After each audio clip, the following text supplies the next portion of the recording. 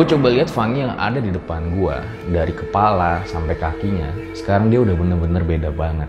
Udah nggak ngeberontak-ngeberontak lagi, udah nggak melotot-melotot lagi. Jadi gimana bang? Nggak tahu Im, mungkin abis ini lo yang kena kali. Siap-siap aja, banyak berdoa, sekalian jadiin pelajaran. Lain kali jangan sembarangan, mau sebagus apapun yang lo lihat.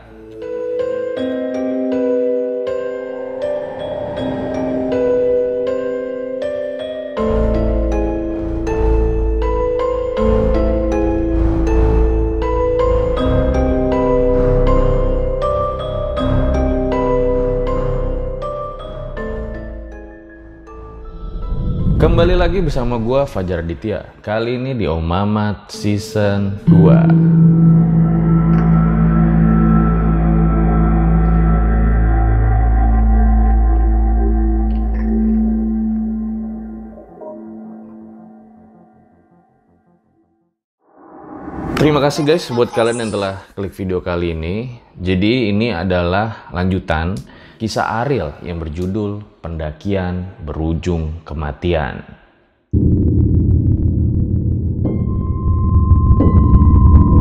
Buat kalian yang belum tonton part-part sebelumnya, tonton dulu agar dapat mengerti jalan ceritanya.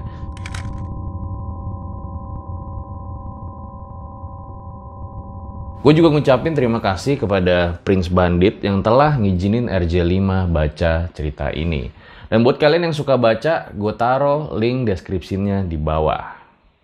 Kira-kira nih guys, menurut kalian perlu ada Q&A sama narasumbernya nggak? Komen aja di bawah. So, gue rasa langsung saja berikut adalah ceritanya.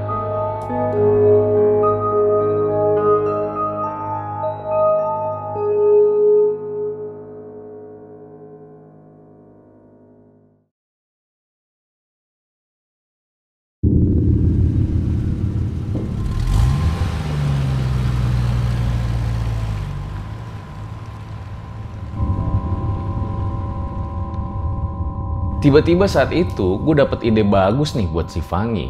Wah, tokcer juga nih otak gue. Gue punya ide gimana kalau gue ikut Fangi aja pas dia lagi ngamuk berontak-berontak. Karena emang Fangi yang ada di dalam goa bisa ngelihat Fangi satu lagi yang berusaha narik dia saat lagi ngamuk-ngamuk. Oke, mudah-mudahan berhasil, pikir gue saat itu. Jadi langsung aja tuh ketika Fangi mulai ngamuk, gue pegang erat tangannya. Dan di situ gue pejamin mata sambil berdoa, ya Allah, semoga kau izinkan aku supaya bisa ngomong sama Fangi yang di sana.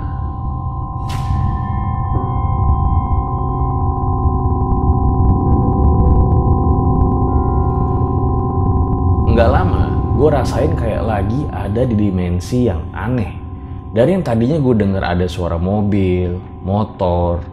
Dari yang tadi gue rasain tangannya Fangi lagi ngeberontak-berontak, tiba-tiba gue nggak rasain lagi itu semua. Yang gue rasain cuman sepi, sunyi. Langsung lah tuh gue buka mata gue, tapi aneh, gue nggak tahu lagi ada di mana. Jadi saat itu bener-bener gelap banget, nggak ada penerangan sama sekali. Sama kayak kalian kalau lagi meremin mata, kira-kira begitu gambarannya. Tapi nggak lama, tiba-tiba gue denger suara kayak gini. Gue mau pulang, tolong, lepasin gue. Loh, itu kayak suara si Fangi. Ngi, Fangi, itu Fangi kan? Hei, Le, itu siapa? Soleh. Ngi, ini gue Ariel, masih inget sama gue kan? Ariel, tolongin gue Ril. Gue mau pulang. Bawa gue keluar dari sini. Gue gak nyangka banget saat itu bisa denger suara Fangi. Dan yang lebih gue gak nyangka lagi adalah tiba-tiba aja gue bisa ngeliat Fangi lengkap dengan goanya. Jadi gue lihat Fangi itu ada di depan gue. Dia lagi duduk di pojokan di dalam goa. Langsung lah tuh gue mau samperin dia. Pas gue jalan, kaki gue tuh kayak gak bisa digerakin sama sekali. Gue coba gerakin lagi, kaki gue juga gak bisa gerak. Lah, kenapa nih?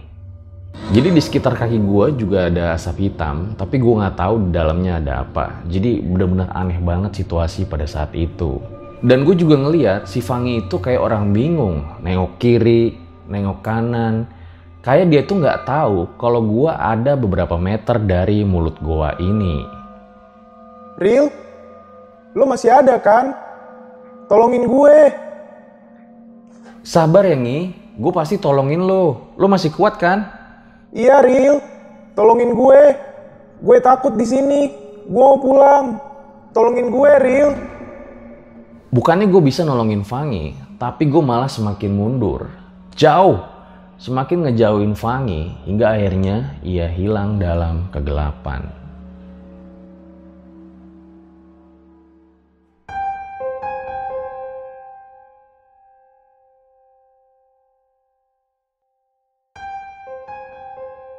Buat kalian yang punya pengalaman horor nyata, bisa kirim cerita kalian ke email rjl5 atau DM Instagram rjl5.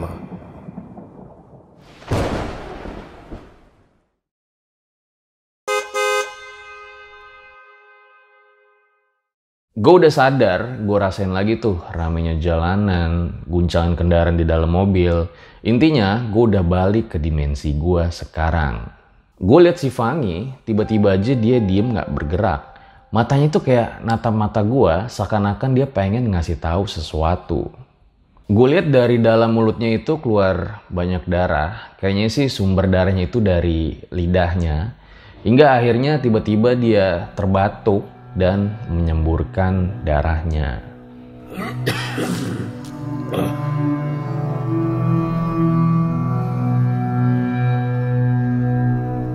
Darah itu cukup banyak hingga membuat basah muka sama baju gua. Yaudah akhirnya coba tuh gue lap darah yang ada di muka si Fangi. Tapi di situ dia masih terus natap muka gua. Feeling gue saat itu kayaknya dia pengen nyampein sesuatu. Jadi langsung aja gue tanya sama dia, Fangi, lo kenal sama gue kan? Dan ternyata hal yang gak pernah gue duga terjadi. Si Fangi nganggukin kepalanya dan pengen ngeluarin suara tapi gak jelas. Tiba-tiba dia batuk lagi mengeluarkan darah. Si Fangi sadar setelah sekian lama gak bisa diajak ngomong, baru kali ini dia bisa. Saat itu juga suasana benar-benar haru banget. Gue sedih ngeliat si Fangi dalam keadaan kayak gini. Gue gak tahu dia salah apa sampai harus ngalamin hal kayak gini. Yang kuat ya Ngi, sabar. Gue ajak ngomong dia lagi, tapi kali ini gak ada respon.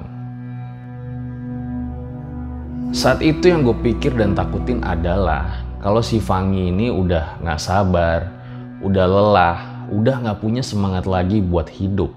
Jadi dia lebih milih buat mati aja dibanding harus tersiksa kayak gini.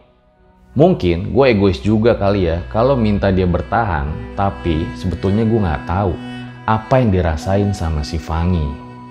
Lo udah capek ya Bray? Dan lagi-lagi, hal tidak terduga terjadi di mobil ini. Dia emang gak jawab apa-apa, tapi Fangi tersenyum sambil meneteskan air mata. Ini juga mungkin beberapa menit yang paling gue gak bisa lupain dalam hidup gue. Lo bisa bayangin gak sih semua? Bisa ngelihat Fangi yang tersenyum sambil ngeluarin air mata. Beberapa menit yang paling gue gak bisa lupain juga karena memang setelah ini Fangi kembali gak sadarkan diri, kembali berontak-berontak, kembali nunjuk-nunjuk ke atas, dan kembali berusaha mencoba gigit lidah dan tangannya.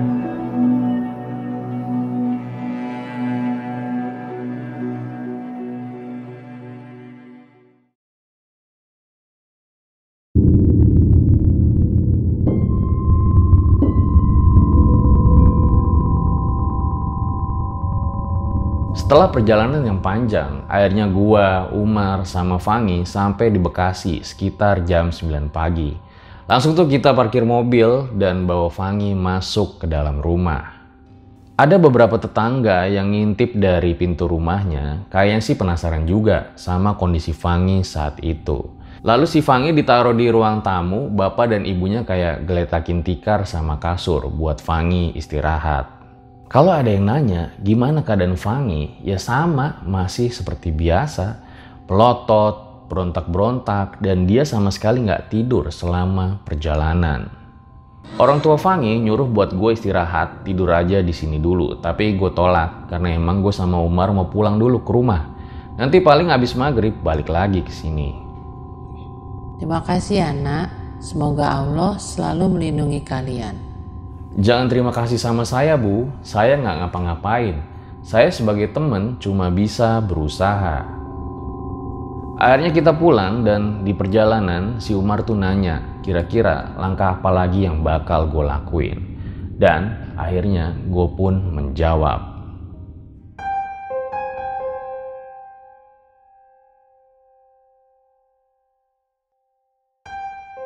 Mungkin ini adalah hal terakhir yang bisa gue lakuin buat Fangi.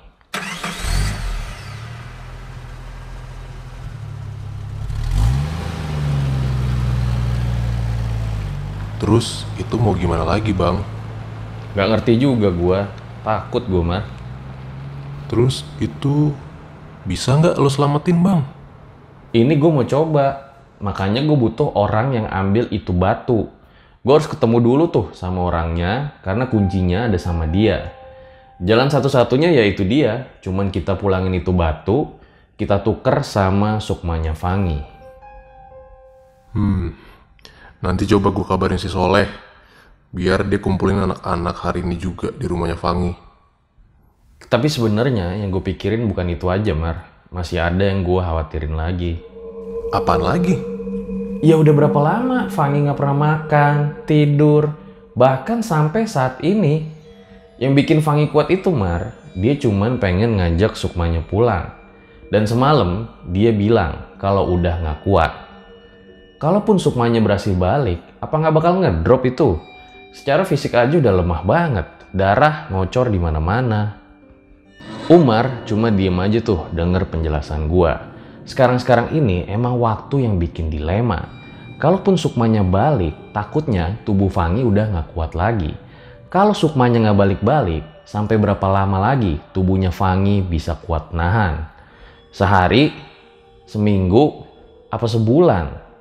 Ya seenggaknya yang ada di pikiran gue saat itu. Walaupun misalnya nih si Fangi harus meninggal, seenggaknya dia tuh meninggal dengan layak, nggak ketahan di sana.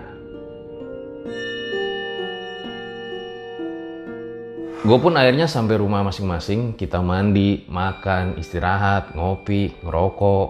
Pas gue lagi santai-santainya ngerokok aja, gue masih nggak bisa lepas dari mikirin si Fangi. Tentang hal-hal apa aja yang harus gue lakuin saat ini. Gak lama Umar pun nelpon dan bilang kalau dia udah mau OTW lagi ke rumah Fangi.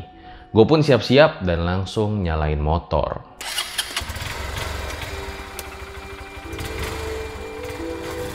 Gue sampai di halaman rumah Fangi dan di situ gue lihat udah banyak motor yang parkir di halaman rumahnya. Udah ada banyak orang di sana lagi ngobrol-ngobrol, termasuk si Umar. Assalamualaikum. Gue pun akhirnya masuk, di dalam kelihatan lagi pada ngobrol. Ada yang ngobrol sama bapak ibunya Fangi, ada juga yang lagi ngelilingin Fangi. Baru dateng bang? Iya Leh, maaf ya telat. Oh ya ini anak-anak yang ikut ngedaki? Iya bang, nah yang itu tuh namanya si Boim. Ternyata si Boim itu ngeliat pas lagi ditunjuk sama si Soleh. Gue perhatiin tuh mukanya si Boim.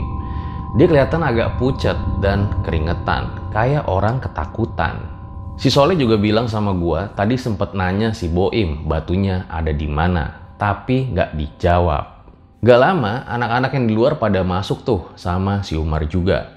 Kayaknya udah nungguin acara dimulai. Lah, acara apaan ya? Biar cepet, langsung lah tuh gue jalan ke arah bapak ibunya Fangi, terus duduk di sana sambil nanya. Gimana pak? Bu, Fanginya nggak kenapa-napa? Bapaknya langsung jawab, ya gitu-gitu aja lah mas. Gue lihat mata-mata yang lain itu kayak lagi pada perhatiin gue. Buset, udah kayak khotbah Jumat aja nih. Bapak, ibu, saya minta izin ngomong ke mereka ya. Semoga aja dapat solusi dari penyakitnya Fangi.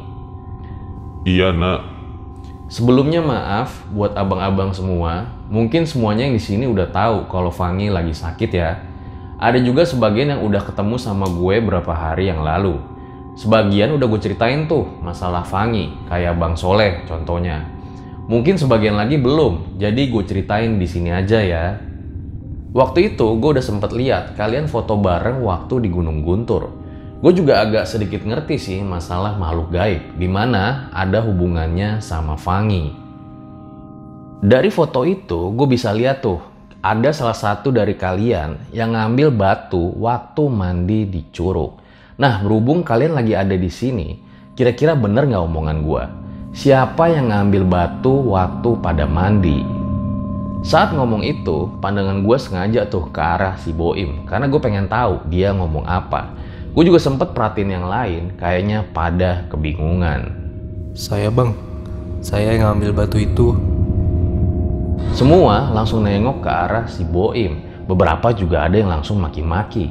Ada yang ngatain bego lah, ada yang ngatain harusnya si Boim aja yang kena kayak gini lah, sampai ada yang cukup parah. Idiot, kayak nggak pernah naik gunung aja lu Boim. Daripada jadi rame, langsung aja lah gue bilang kayak gini. Maaf nih bang, bukan salah dia juga, emang udah jalannya gini, jangan saling salah-salahan. Kita di sini lagi berusaha buat sembuhin Fangi. Terus gimana ini bang? Iya ini makanya pengen diselesain, Bang Boim. Terus batunya kemana sekarang? Maaf bang, batunya udah gue buang. Waktu di mobil gue inget nyimpen batu bekas mandi di curug itu. Nah pas gue ambil dari kantong, kok batunya jadi jelek, kayak batu kerikil. Padahal waktu di curug gue liat batu itu bening, kayak agak keunguan gitu bang, bagus. Nah akhirnya ya udah gue buang aja ke jalan. Hening semua denger jawaban si Boim. Termasuk gua yang lemes banget denger jawaban dia.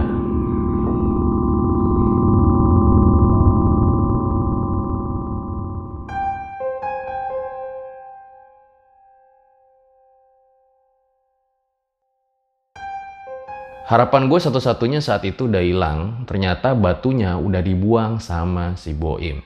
Di situ bapak, ibunya Fangi, sama yang lain itu lihat ke arah gua. Seakan-akan mereka tuh pengen bilang kalau gua masih bisa ngelakuin sesuatu. Padahal gue udah gak ngerti lagi harus ngapain. Di saat kita semua lagi bingung nyari solusinya gimana, ini aneh banget sih kalau menurut gua. Tiba-tiba aja datang seseorang di depan pintu rumah Fangi. Kata si Soleh, itu ada orang pinter mau nolongin Fangi. Katanya sih masih tetangga. Lah tetangga, dari kemarin kemana aja lu? Nggak lama orang itu duduk di dekat Fangi ya, dan gue lihat dengan mata kepala gue agak jengkel juga sebenarnya. Tapi gue nggak bisa ngusir dia atau berbuat apa-apa karena memang toh niat dia baik buat nolongin Fangi. Dia bilang kalau dia itu aliran dan dia bilang juga kalau Fangi itu lagi dirasukin sama 4 siluman. Makanya dia mau negosiasi sama siluman tersebut. Setelah selesai nego sama siluman itu, orang itu bilang minta dicariin sebuah kelapa hijau lalu diminumin ke Fangi. Dan setelah udah diminumin, maka siluman itu bakal pulang, gak balik lagi. Akhirnya karena gue udah saking gregetannya, gue pun bilang sama orang itu. Percuma pak, itu bukan siluman. Bapak dibohongin tuh sama makhluk gaib yang bisikin bapak. Kamu siapa? Jangan ikut campur kalau nggak ngerti. Karena gue nggak mau ribut sama orang nggak jelas, malu juga lah karena kan ada keluarganya Fangi. Langsung aja gue keluar buat ngerokok sambil mikirin langkah apa selanjutnya. Si Umar sama Soleh juga ikut keluar. Gak lama kita ngobrol-ngobrol, kelapanya itu dateng. Dikupas lah tuh dikit lalu diminumin ke Fangi. Mereka semua penasaran. Gue juga penasaran sih, siapa sih MG yang minta syarat kayak gitu. Semua ngelihat Fangi dengan rasa cemas dan penuh harap tentunya. Gak lama, Fangi sempet diem tuh abis minum air kelapa. Orang pintar itu sempet natap gue, seakan-akan dia tuh pengen bilang, lihat loh, ini gue berhasil. Dan tahu gak kalian, gak lama Fangi kembali kumat lagi. Dan yang lebih lucunya, orang pintar itu bilang, kalau sebenarnya silumannya ini udah berganti. Sekarang jadi siluman yang bandel. Fangi, mungkin ini hal terakhir yang bisa gue lakuin ke lu. Gak lama si Boim keluar tuh, mukanya kelihatan kayak orang frustasi. Mungkin dia kepikiran, takut kalau ngalamin apa yang dialamin sama Fangi. Bang, boleh ngomong sebentar nggak? Kenapa lu? Muka lu kok begitu? Gue takut bang. Takut? Takut apaan? Allah yang maha mengetahui. Dari obrolan singkat gue sama si Boim, tiba-tiba aja gue kepikiran suatu hal yang menurut gue gila. Bisa gak sih makhluk gaib kita tipu? Jadi gue mau bikin seolah-olah batu yang pengen diambil sama makhluk gaib itu udah ada di tangan gue. Jadi ketika nanti terjadi pertukaran, syaratnya adalah kasih dulu Fangi, baru gue kasih batunya. Boim, coba lihat tangan lu. Hah? Kenapa emang bang? Udah, jangan banyak tanya. Mana tangan lu? Si Boim kayaknya pasrah aja tuh, tangannya gue pegang. Lalu gak lama gue coba tuh rasain bekas-bekas energi batu yang pernah si Boim pegang. Sampai tangannya Boim itu mulai ngeluarin getaran-getaran kecil. Gue coba tuh fokusin lagi, mulai dari beratnya, bentuknya, rasanya, hawanya. Ya intinya gue pengen rasain semua yang ada di tangan si Boim. Ketika semua rasa udah gue dapet, lalu gue ambil tuh batu kerikil yang ada di deket kaki gue. Lalu gue aplikasiin semua rasa itu ke batu tersebut, pakai energi gue sama energi batu itu. Sambil gue niatin juga, kalau batu yang gue pegang itu berubah jadi kayak batu yang waktu Boim temuin di Curug. Emang gila si Ariel ini. Jadi gimana bang? Nggak tahu Im, mungkin abis ini lo yang kena kali. Siap-siap aja, banyak berdoa, sekalian jadiin pelajaran. Lain kali jangan sembarangan, mau sebagus apapun yang lo lihat. Sengaja tuh gue takutin si Boim, biar dia kapok dan gak sembarangan lagi ke depannya.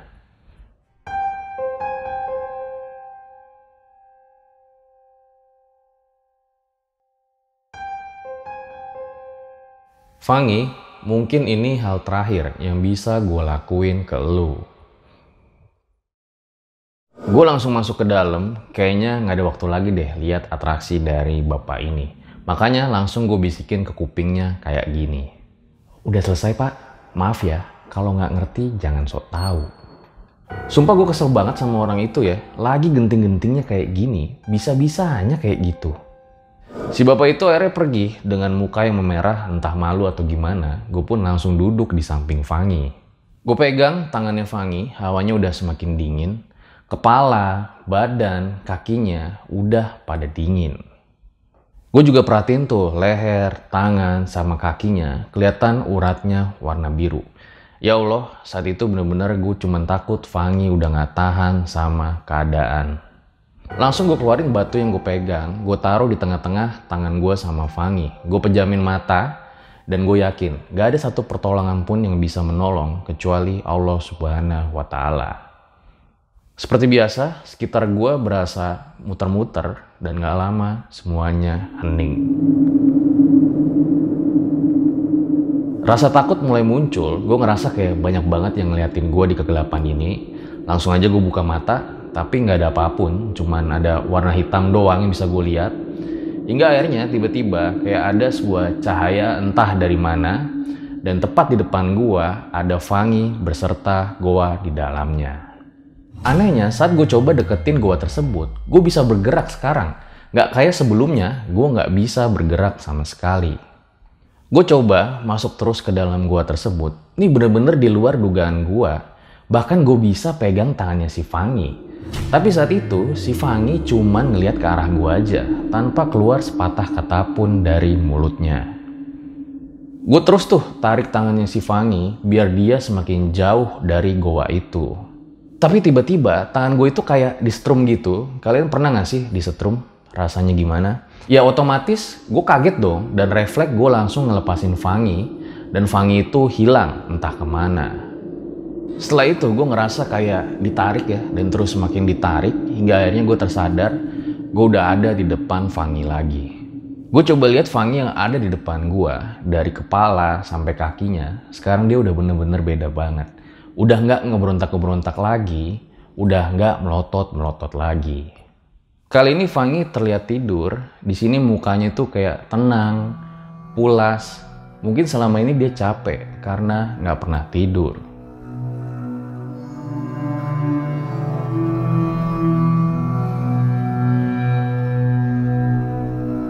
Sekarang Fangi udah tidur. Mungkin tadi gue berhasil narik dia dari dalam goa. Tapi yang penting sekarang semuanya udah selesai. Tinggal tunggu sembuhnya Fangi aja. Lu udah sembuh, Bray? Alhamdulillah. Nanti kita jalan-jalan lagi ya kalau lu udah sehat. Gak lama gue lihat si Umar nyamperin gue. Sabar ya bang, mungkin emang jalannya udah harus begini bang. Udah selesai, Mar. Alhamdulillah, Fangi sembuh. Pundak gue saat itu basah ya, mungkin si Umar nangis bahagia. Sekarang tugas gue tinggal satu, yaitu buang batu ini ke depan. Gue jalan tuh. Pas gue jalan, gue lihat anak-anak tuh kayak lagi pada nangis. Loh, ini kenapa pada nangis? Kan si Fangi udah gak kesurupan lagi. Sesampainya di depan pintu, gue lihat tuh batu yang tadi gue pegang sama Fangi. Gue balikin, batu sialan lu, jangan pernah ganggu temen gue lagi. Sekarang dia udah pulang ke rumah. Gak lama, gue lempar tuh batu, sambil gue bayangin curug tempat batu itu seharusnya.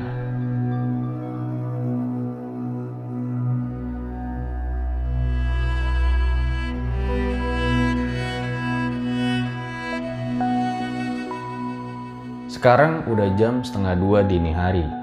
Fangi akhirnya tidur untuk selamanya. Hati gue cuman pengen minta maaf sama Irfangi. Karena pada akhirnya gue cuman jadi temen yang gak berguna sama sekali buat lo.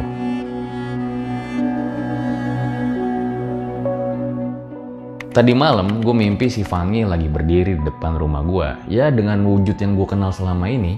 Ramenya dia, lucunya dia. Di situ dia teriak-teriak, panggil nama gue sambil bilang kayak gini. Makasih ya Ril, lu temen gue yang paling baik. Gue pulang duluan.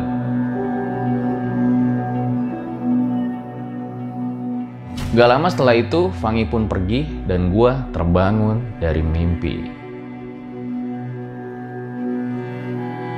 Selamat jalan kawan. Maaf.